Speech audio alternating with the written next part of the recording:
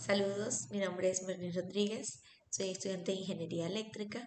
El día de hoy les estaré hablando acerca de los controladores de motores usando semiconductores. Y es que todo motor eléctrico, independientemente de su tamaño o propósito, requieren de algún tipo de mecanismo de control. Puede ir desde lo más simple, como un interruptor que enciende y apaga conectando el motor a la fuente de alimentación, o ser un controlador más complejo, donde se pueden realizar muchas funciones como arrancar o detener el motor de forma automática, establecer su velocidad, dirección o controlar el par si es necesario. Hay ciertos tipos de semiconductores de potencia que son usados como control de motores, como por ejemplo los tiristores. Estos dispositivos regulan la potencia que es aplicada sobre el motor para mover la carga. Un controlador de voltaje CA es un módulo electrónico basado en tiristores, TRIAC o SCR, que convierte el voltaje fino y una fuente de entrada eléctrica de corriente alterna de frecuencia fija para obtener el voltaje variable en la salida, en la salida entregada a una carga.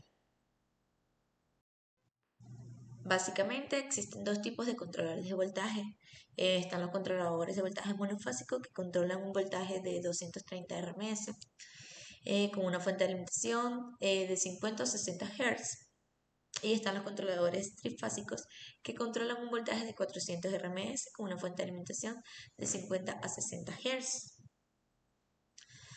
Los controladores de velocidad de motores continuos, em, los motores de corriente continua se utilizan en aplicaciones de control de velocidad preciso, debido a su capacidad de proporcionar una alternancia desde la posición de parada hasta la velocidad máxima con bastante facilidad y eficiencia.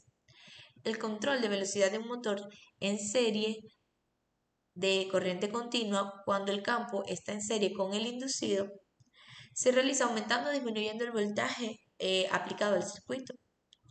Por su parte, un motor de derivación de corriente continua en donde el campo está en paralelo con el inducido, la velocidad se controla aumentando o disminuyendo el voltaje aplicado al inducido utilizando un rheostat.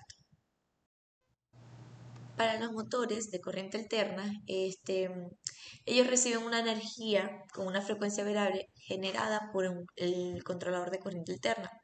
Esta salida ajustable permite un control preciso de la velocidad del motor. Se utiliza un VFD que realiza dos funciones. Primero, convierte la señal de corriente alterna entrante en una señal de corriente continua mediante rectificación. Y en segundo lugar, pues vuelve a invertir la señal de corriente continua rectificada a una señal de corriente alterna de frecuencia variable. En estos circuitos también podemos encontrar un rectificador hexafásico que consta de un transformador de 3 fases conectado a un rectificador de diodos. Para obtener 6 fases en el secundario del transformador, a partir de las 3 fases del primario, se conectan 3 fases en disposición de estrella y luego las 3 fases restantes en igual configuración, pero desfasadas a 180 grados. El desfase de 180 grados entre fases se obtiene conectando de manera simétrica con respecto al neutro 2 bobinas en el secundario por cada fase de entrada en el primario.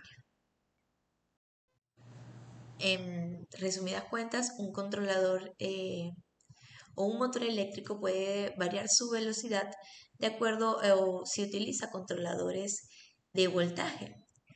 Estos son muy útiles ya que hay muchas aplicaciones en la industria y se necesita variar la velocidad, se necesita variar el torque o la dirección del mismo. Es por esto que la electrónica de potencia es muy útil, ya que con conductores pequeños y no tan costosos se puede lograr este control. Gracias.